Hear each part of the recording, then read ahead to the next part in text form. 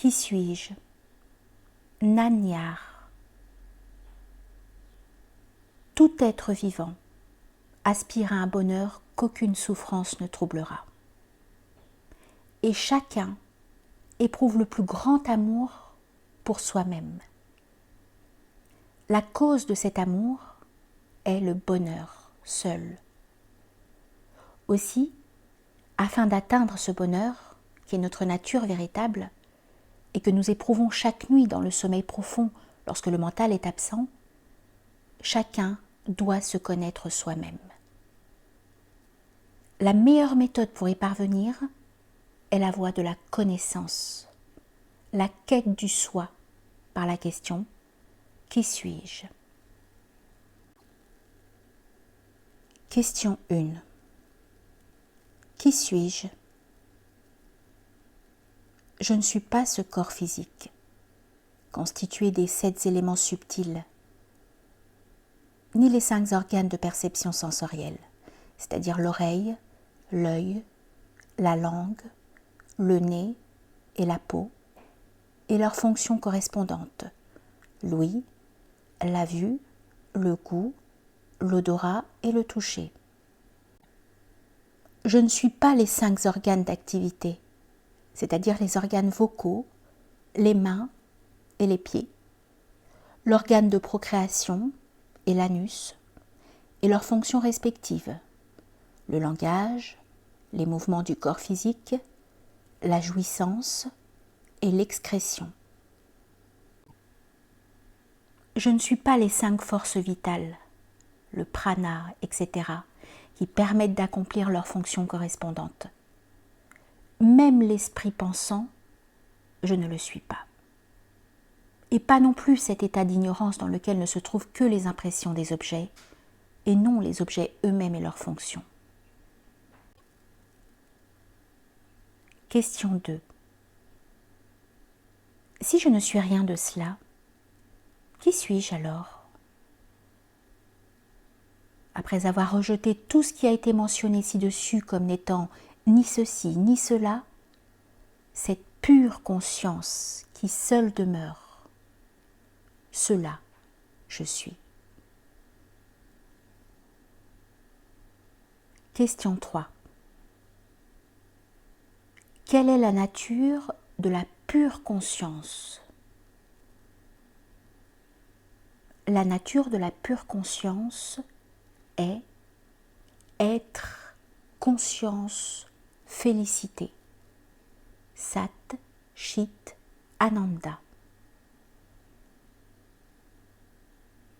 Question 4. Le soi, quand sera-t-il réalisé ? Lorsque le monde, ou ce qui est vu, aura disparu. Le soi, ou celui qui voit, sera réalisé. Question 5. Peut-on réaliser le soi tout en prenant le monde pour réel ? Non, ce n'est pas possible. Question 6. Pourquoi ? Celui qui voit et ce qui est vu sont comme la corde et le serpent. Petite note. Cette analogie est souvent utilisée dans l'Advaita. Un homme voit une corde au crépuscule, la prend pour un serpent et s'effraie. Le serpent lui paraît parfaitement réel, mais son existence est illusoire. Elle n'est fondée sur aucune réalité. Fin de la note. De même que la réalité de la corde, qui est le substrat, ne peut être perçue sans que ne s'évanouisse la perception illusoire du serpent, ainsi, la réalisation du soi, le substrat, ne peut être obtenue tant que perdure la croyance de la réalité du monde. Celui qui voit et ce qui est vu sont comme la corde et le serpent. De même que la réalité de la corde, qui est le substrat, ne peut être perçue sans que ne s'évanouisse la perception illusoire du serpent. Ainsi, la réalisation du soi, le substrat, ne peut être obtenue tant que perdure la croyance dans la réalité du monde. Petite note. Cette analogie est souvent utilisée dans l'Advaita. Un homme voit une corde au crépuscule, la prend pour un serpent et s'effraie. Le serpent lui paraît parfaitement réel, mais son existence est illusoire. Elle n'est fondée sur aucune réalité. Fin de la note. Question 7.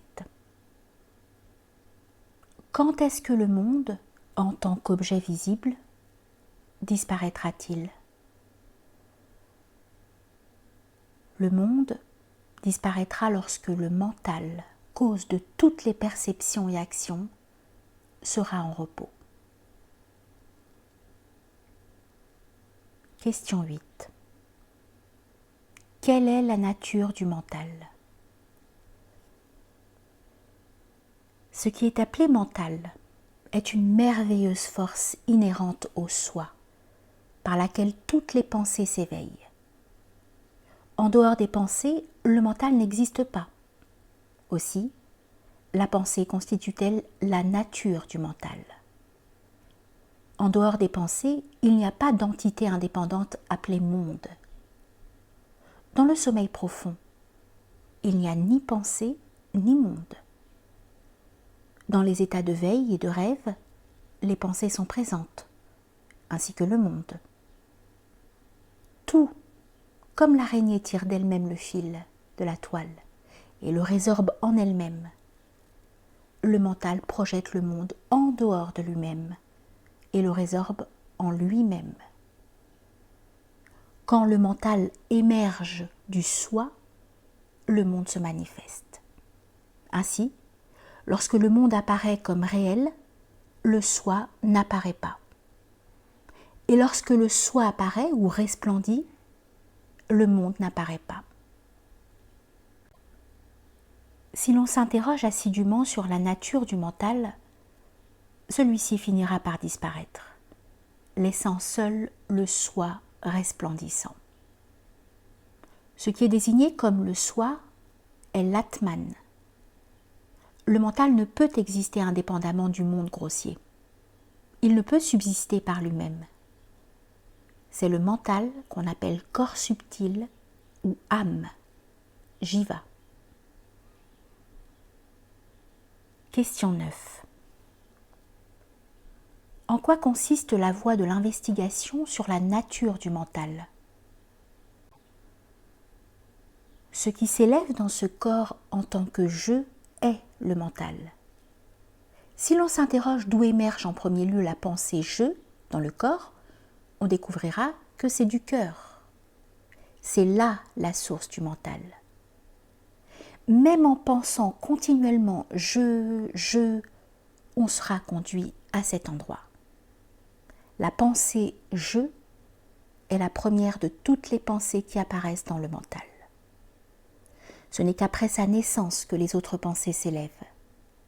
En d'autres termes, ce n'est qu'après l'apparition du premier pronom personnel que le deuxième et le troisième pronom apparaissent. En l'absence du premier, le deuxième et le troisième ne peuvent exister. Question 10. Comment le mental peut-il devenir tranquille ? Par l'investigation « Qui suis-je ?», la pensée « Qui suis-je ?», détruira toutes les autres pensées. Et semblable au bâton qu'on utilise pour remuer le bûcher, elle sera elle aussi finalement détruite. C'est alors que surviendra la réalisation du soi. Question 11. Par quel moyen peut-on toujours se maintenir dans la pensée « Qui suis-je » ? Lorsque des pensées surgissent, au lieu de les suivre, on doit plutôt se demander « À qui sont-elles venues ?» Peu importe le nombre de pensées qui s'élèvent ainsi. Si vous vous demandez à chaque fois À qui cette pensée est-elle venue? La réponse sera à moi. Si vous poursuivez alors l'interrogation qui suis-je? Le mental retournera à sa source et la pensée qui venait de surgir s'évanouira. En persévérant ainsi dans cette pratique, le mental développera peu à peu la capacité de demeurer dans sa source. Lorsque le mental subtil émerge en passant par le cerveau et les organes sensoriels, des noms et des formes du monde grossier sont perçus.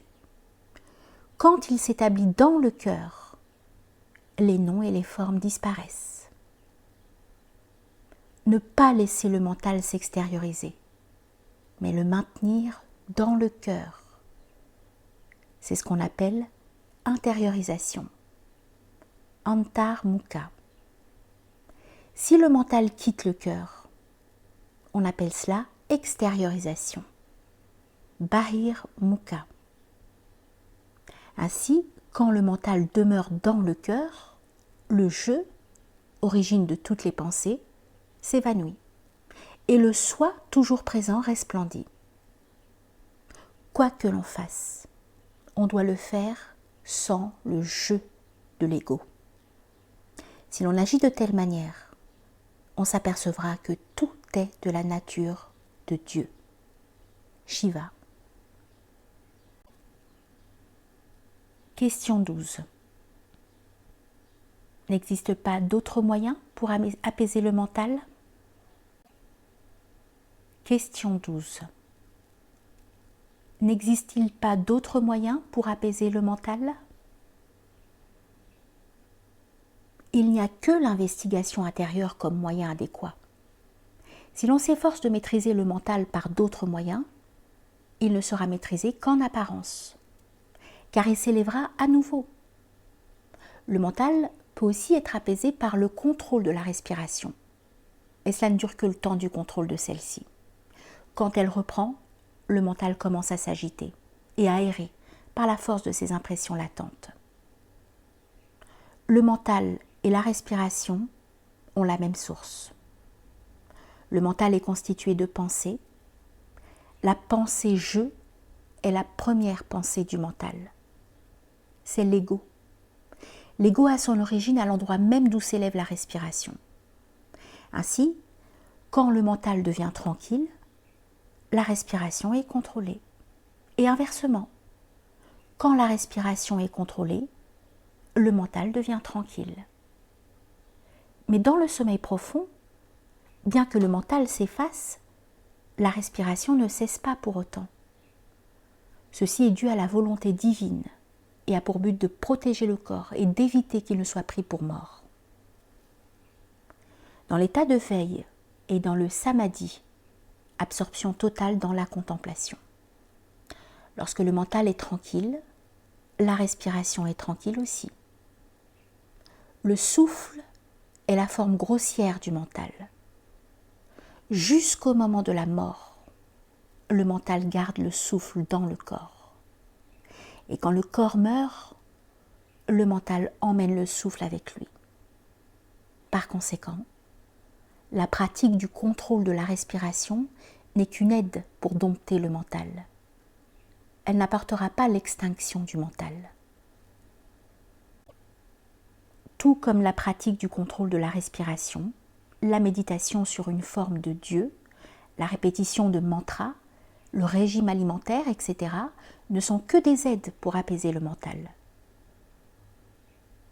Par la méditation sur des images de Dieu et par la répétition de mantras, le mental acquiert la concentration, car la nature du mental est précisément d'errer. Tout comme la trompe d'un éléphant cesse de s'agiter lorsqu'il tient une chaîne, ne cherchant plus alors à saisir autre chose, de même, le mental, quand il est occupé à méditer sur des noms et des formes, ne s'intéresse à rien d'autre. Quand le mental se déploie sous forme d'innombrables pensées, chacune d'elles finit par s'affaiblir. Quand au contraire, les pensées s'évanouissent, le mental se fixe sur un seul but et devient fort. Pour un tel mental, la recherche du soi devient facile. de toutes les règles de conduite, celle d'un régime restreint à la nourriture sattvique, pure, en quantité modérée, est la meilleure. En observant cette règle, la qualité sattvique du mental se développe et cela favorise la pratique de la recherche du soi. Question 13. Les impressions résiduelles, les pensées, relatives aux objets apparaissent interminablement, telles les vagues de l'océan.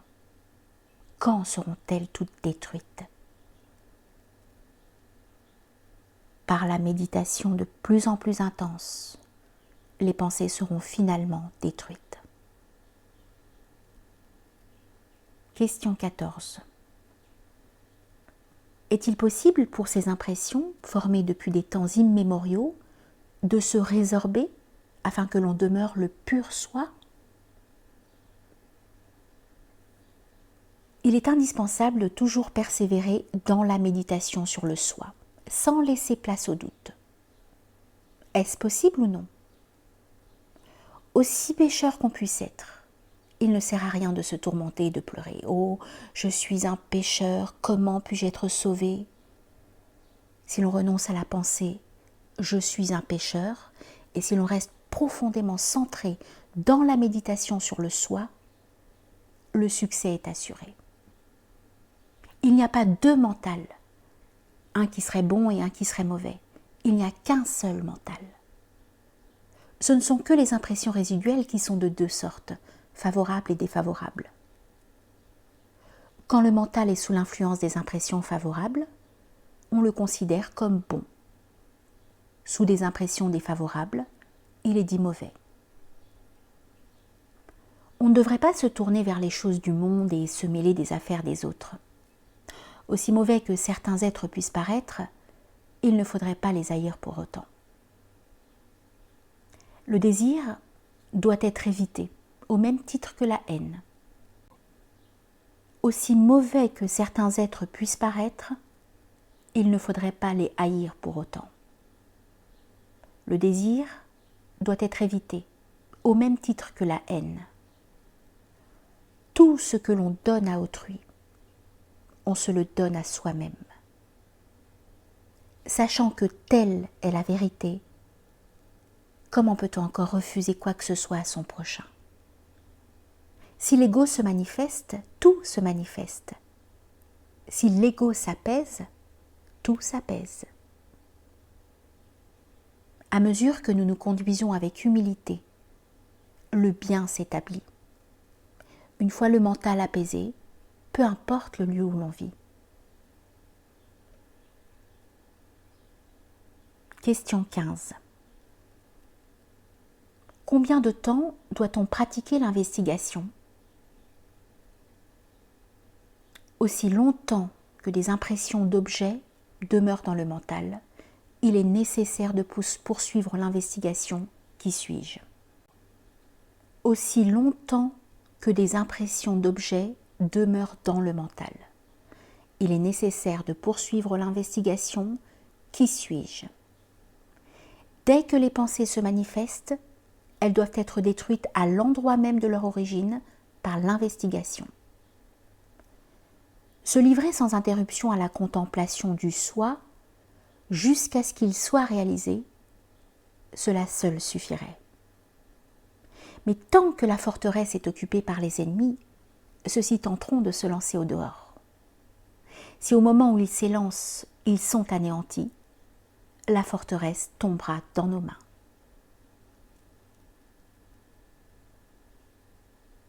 Question 16. Quelle est la nature du soi?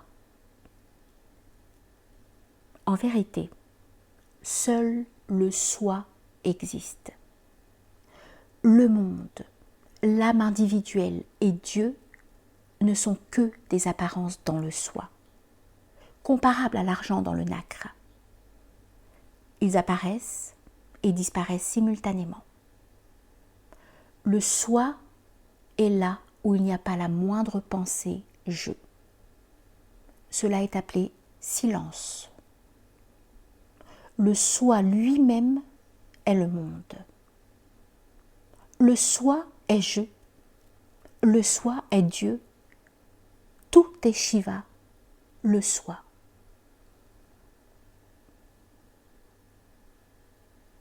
Question 17.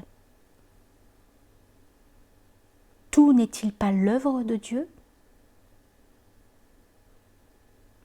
Le soleil se lève sans désir, sans intention ni effort, et par sa simple présence, la pierre émet de la chaleur, le lotus fleurit, l'eau s'évapore, et les hommes accomplissent leurs tâches diverses et variées, puis se reposent.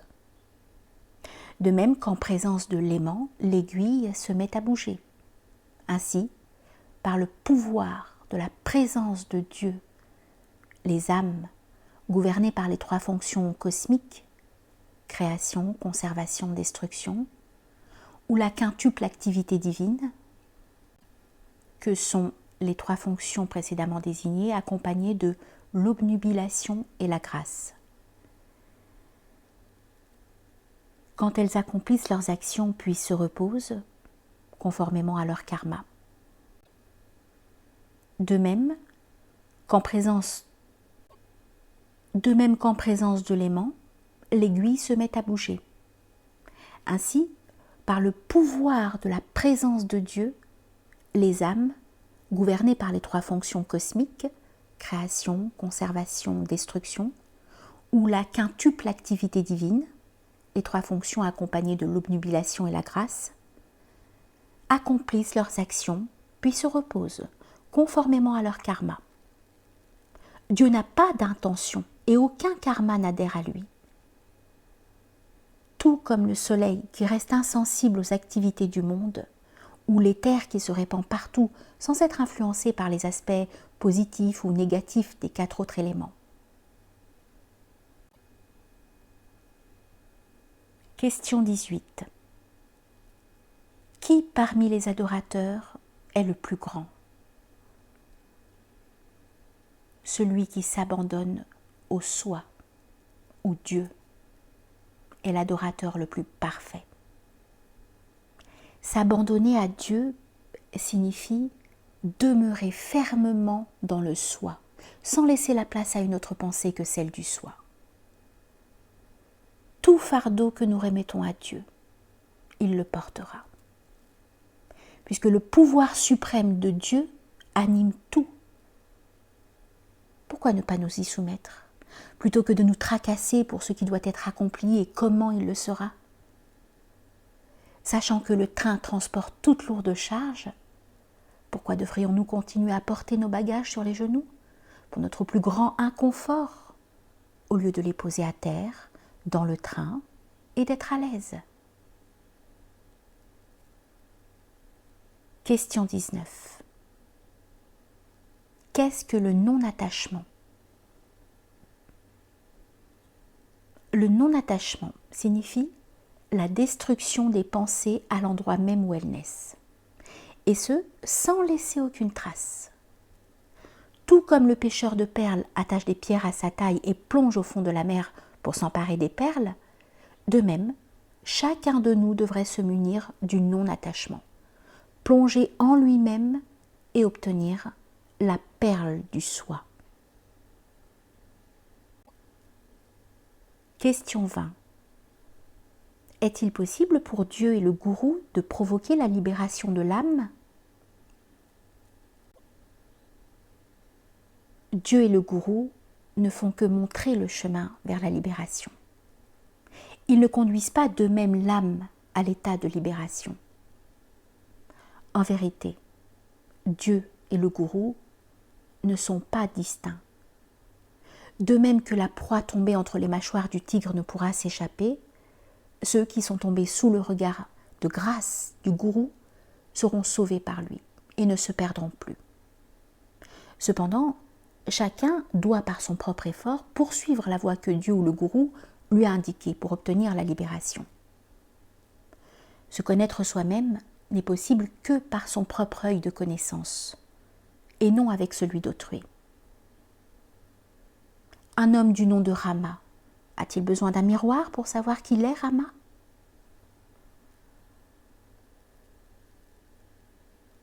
Question 21. Est-il nécessaire pour celui qui aspire à la libération d'explorer la nature des différents tattvas, principes fondamentaux de la manifestation? De même que l'on n'éprouve pas le besoin d'examiner une par une les ordures avant de les jeter, il n'est pas nécessaire pour celui qui désire connaître le soi de compter le nombre de tattvas ou de s'intéresser à leurs caractéristiques. Il lui faut plutôt rejeter toutes les tattvas qui lui cachent le soi. Le monde doit être considéré comme un rêve. Question 22. N'y a-t-il pas de différence entre l'état de veille et l'état de rêve?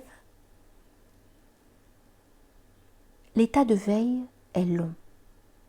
L'état de rêve est court. Il n'y a pas d'autre différence. Les événements du rêve paraissent tout aussi réels quand on rêve que ceux de l'état de veille paraissent réels quand on est éveillé. Dans le rêve, le mental revêt un autre corps. Les pensées, les noms et les formes apparaissent simultanément aussi bien dans l'état de veille que dans l'état de rêve. Question 23. Les études livresques sont-elles de quelque utilité pour ceux qui aspirent à la libération? Toutes les écritures s'accordent sur le fait que pour obtenir la libération, le mental doit être tranquille. Une fois que l'on a compris que l'essence de leur enseignement est de rendre le mental tranquille, il devient futile de faire des études interminables. Pour arriver à une telle tranquillité, il suffit de chercher en soi-même ce qu'est la nature du soi. Cette recherche, comment peut-on la mener dans les livres? On ne peut connaître le soi que grâce à son propre œil de sagesse. Le soi se trouve à l'intérieur des 5 enveloppes, que sont le corps physique, la force vitale, le mental, l'intellect et la félicité. Mais les livres se trouvent en dehors d'elles. Puisque le soi doit être scruté en rejetant les 5 enveloppes, il serait futile de le chercher dans les livres. Arrivera le moment où il faudra oublier tout ce que l'on a appris. Question 24. Qu'est-ce que le bonheur? Le bonheur est la nature même du soi. Le soi et le bonheur ne sont pas distincts. Le bonheur ne se trouve dans aucun objet du monde. Du fait de notre ignorance, nous croyons que les objets nous procurent le bonheur. Quand le mental s'extériorise, il éprouve de la souffrance. En vérité, ses désirs une fois satisfaits, il retourne à sa source et jouit du bonheur qui n'est autre que le soi. De la même manière, dans les états de sommeil, de samadhi et d'évanouissement, et quand l'objet désiré est obtenu ou l'objet indésirable éliminé, le mental se tourne vers l'intérieur et jouit du pur bonheur du soi. Ainsi, le mental erre sans cesse. Tantôt il abandonne le soi, tantôt il y retourne. Il est agréable d'être à l'ombre d'un arbre. Dehors, la chaleur du soleil est brûlante. Quand on s'est promené sous le soleil, on apprécie la fraîcheur de l'ombre. Celui qui n'arrête pas de passer de l'ombre au soleil et du soleil à l'ombre est un insensé. L'homme avisé reste toujours à l'ombre. De même, le mental de celui qui connaît la vérité ne quitte jamais le Brahman, le soi, l'être suprême, l'absolu. Le mental de l'ignorant, au contraire, se mêle aux choses du monde et se sentant misérable, il retourne vers le Brahman un court instant afin de goûter le bonheur. En fait, ce qui est appelé monde n'est autre que pensée. Quand le monde disparaît, c'est-à-dire quand il n'y a plus de pensée, le mental fait l'expérience du bonheur. Inversement, quand le monde apparaît, il éprouve douleur et souffrance. Question 25. Qu'est-ce que la vision de la sagesse? Jnana Drishti. Rester tranquille est ce qu'on appelle la vision de la sagesse. Rester tranquille, c'est laisser le mental se résorber dans le soi. Télépathie, clairvoyance et connaissance du passé, du présent et de l'avenir n'ont rien à voir avec la vision de la sagesse. Question 26. Quelle est la relation entre l'état sans désir et sagesse? L'état sans désir est sagesse. Tous deux ne sont pas distincts. Ils sont un et le même. L'absence de désir veut dire que le mental n'est plus tourné vers les objets. La sagesse signifie qu'aucun objet n'apparaît dans la conscience. En d'autres termes, ne pas chercher autre chose que le soi signifie détachement ou absence de désir. Ne pas quitter le soi est sagesse. Question 27. Quelle est la différence entre investigation et méditation? L'investigation, c'est maintenir le mental dans le soi. La méditation consiste à penser « Je suis Brahman », être, conscience, félicité. Question 28. Qu'est-ce que la libération? Scruter la nature de son soi limité et réaliser sa véritable nature, cela est la libération.